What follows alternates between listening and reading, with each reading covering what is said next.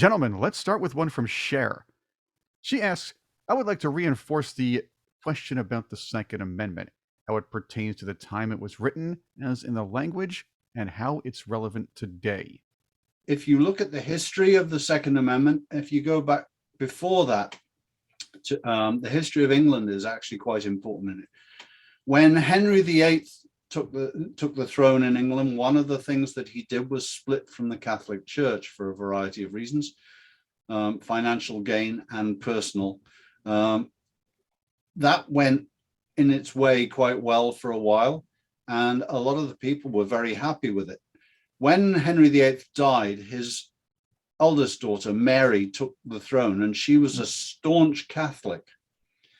One of the laws that she brought in was that Protestants could not carry guns.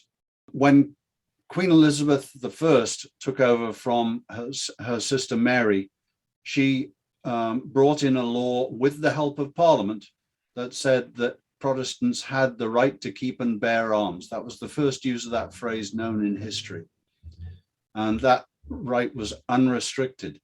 Now move forward to the American Revolution, and the founding fathers took that and very much realized that weapons were important, individually, privately owned weapons were important, that citizens could be trusted to be armed, because it was a citizens' popular uprising that threw out the tyranny of King George. If you look at the talking that went on in the background to the writing of the Constitution, and if in particular you look at the constitutions of the individual states, Pennsylvania is easily the best example, but 3 or 4 of the other states as well, clearly wrote in their constitutions nothing about the militia. It was a straightforward, the people have the right to keep and bear arms. No limitations, no restrictions, plain English, simple, and there it was. That's where we come from with the historical part of the Constitution. The founding fathers wanted citizens to be able to defend themselves and their country, but themselves in particular. They even talked about it, openly discussed it, that it was a protection against the tyranny of government. The Second Amendment is supposed to essentially enshrine the fact that we as individuals have the right of self-defense. And as Tim was saying, the idea, and I think this is something, and Pete maybe can address this when he hits this question, the idea of having a standing military that would be a federal force at the time was something that they could not conceive of, as far as I understand. George Washington had just defeated the British using the Continental Army and militia, and the idea of having anything more than a group of individuals who are fully armed and trained, prepared to come together to become a larger military force was, I think, what the desired end state was of our leaders then. I think it's a bit naive. I look back on that and recognizing that much of the Constitution and the Bill of Rights was something of an experiment. And I think the idea of not having a large standing army was an aspiration that was not realistic. But that's what I think. That's why I think the phraseology that exists was used. The idea is every individual, the right of every individual shall not be infringed, to be armed and prepared, and then at the appropriate time to become part of a collective force to defend the nation. And I think it's extraordinary. The idea would be that the United States would not have an expeditionary capacity to go do military operations. I think the idea of a large military like the British had would be something that was not desired. And not even during the War of 1812 do I believe that the United States had a great desire to have a standing army. But I think that changed over the time from the Articles of Confederation to the Articles of Constitution, and then on into the next century. But I do believe that the language used was of the era. that the idea was that the right to bear arms is not about guns. It's not about a specific technology. It's about the inherent ability of the individual to be free and to defend that freedom. I think in some instances within the near future, we're going to see weapons of energy. You know, I hate to sound Star Trekky here, but you're going to have particle beam based weapons that have nothing to do with bullets that are going to be available in the not too distant future. And those things are not covered by the Constitution clearly, but I think the use of them will be covered in that. If you have a particle beam weapon, you should be able to use it to defend yourself in any circumstance that would require you to preserve your life or the lives of those around you. So that may be a long way of, I'm not sure if that fully answers the question, but I do believe that it's all about the individual, but about the concept of the time that the primary military force would be one derivative of the citizens who are armed rather than having a standing army. Pete, over to you on that. Yeah, I'd like to put in two additional thoughts. The concern at the time, I guess the concern at all times among most governments or most people who are forming a government is how to provide stability and security without generating a tyrant.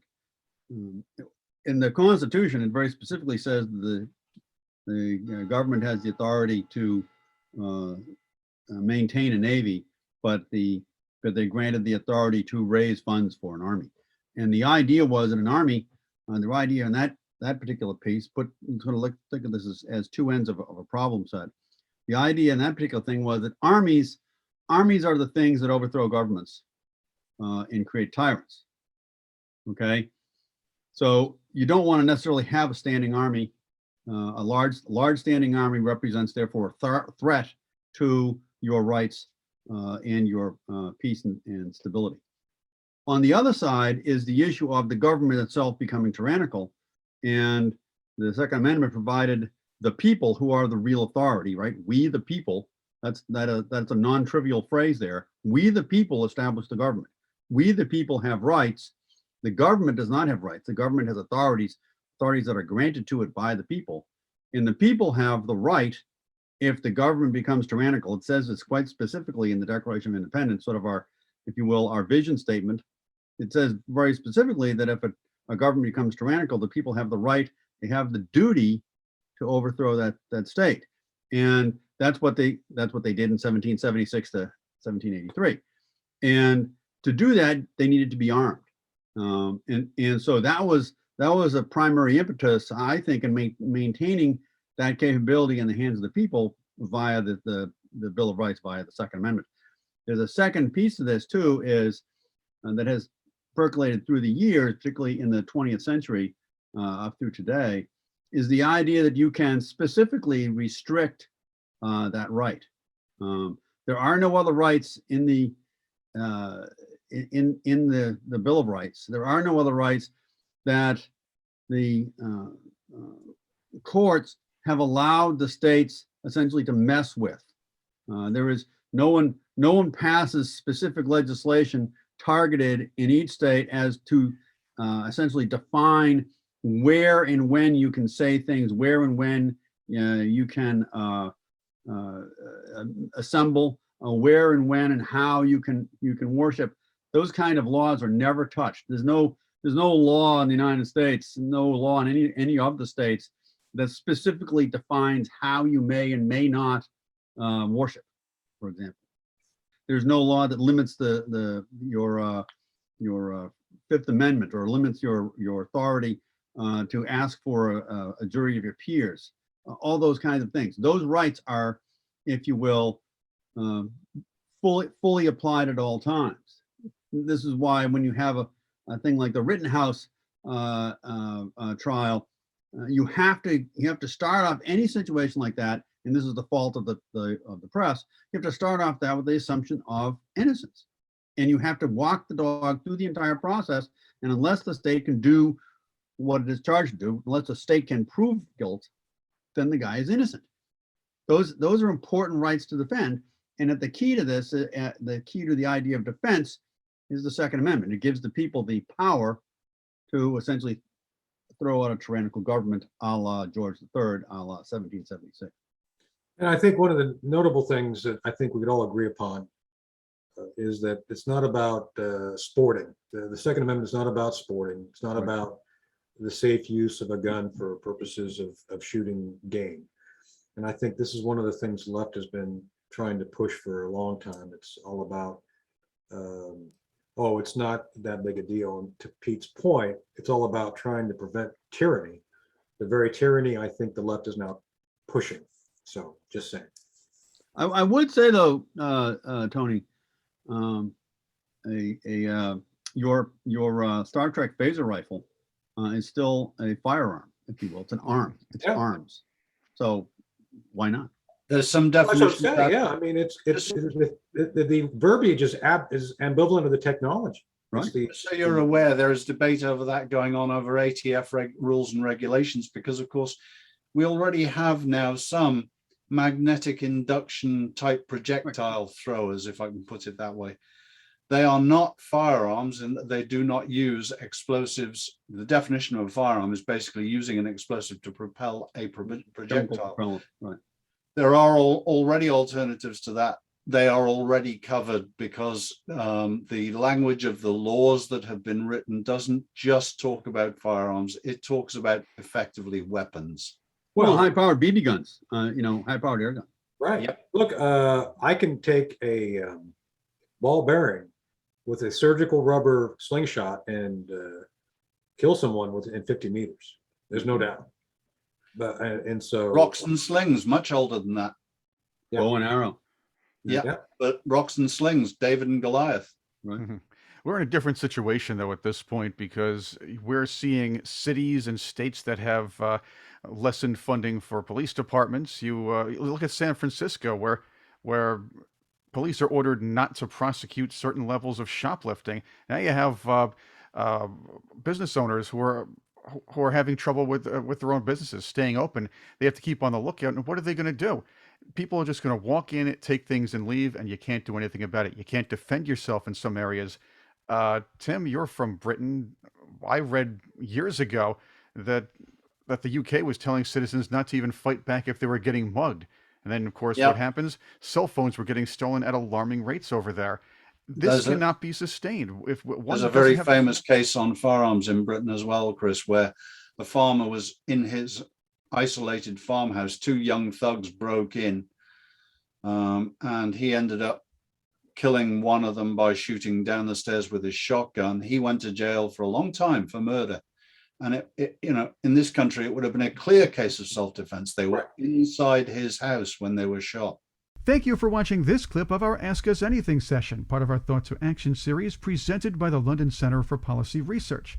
If you'd like to see the full Ask Us Anything session, enjoy exclusive content you won't see anywhere else, as well as sneak previews, and to ask your own questions, please become a member of our Patreon page, patreon.com/thoughttoaction. Members will enjoy more exclusive in-depth conversations, as well as panel discussions, and live streams are coming. Once again, thank you for being with us. Don't forget to like, share, and subscribe, and make your day an excellent one.